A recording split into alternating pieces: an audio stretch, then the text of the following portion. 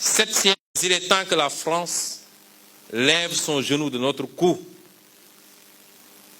7 siècles de misère fait de traite humaine, de colonisation et aujourd'hui de néocolonisation, cela suffit. Il est temps que la France nous foute la paix. Il est temps que la France prenne exemple sur ses voisins européens. L'Allemagne est la première puissance économique d'Europe, loin devant la France. La 3e ou 4e puissance économique du monde. L'Allemagne n'exploite aucun pays, aucune colonie. Je peux citer l'Italie, je peux citer l'Espagne, qui avait des colonies avant, mais qui n'exploitent personne, qui ne font pas ingérence, qui n'imposent pas des dirigeants dans leur ancienne colonie. Au nom de quoi la France croit pouvoir continuer à nous imposer des dirigeants, à faire des choix à notre place.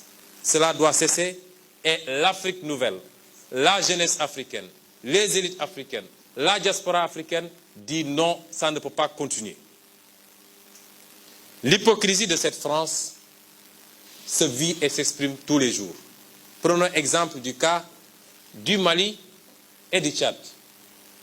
Au Tchad, où le processus constitutionnel a été interrompu, la France a applaudi et son président est allé consacrer le nouveau roi.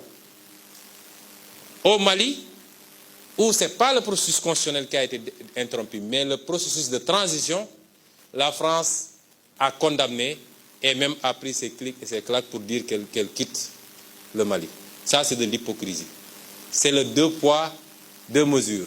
C'est le double langage que la France tient en Afrique. Quand on a interrogé M. Jean-Yves Le Drian sur la situation en Côte d'Ivoire, pourquoi la France a laissé faire un 3e mandat, il a dit simplement pourquoi il l'a accepté pour Ouattara et pourquoi elle le refuse pour la Biélorussie. Puisque la France a condamné en Biélorussie, a même poussé l'Union européenne à condamner. M. Le Drian répond en disant que c'est parce qu'en Biélorussie, il y a eu des millions de personnes qui sont sorties dans les rues et que ce n'était pas le cas en Côte d'Ivoire. Voilà comment la France traite les questions africaines.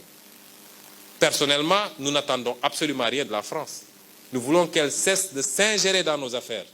Que le peuple sénégalais puisse avoir le droit de choisir librement.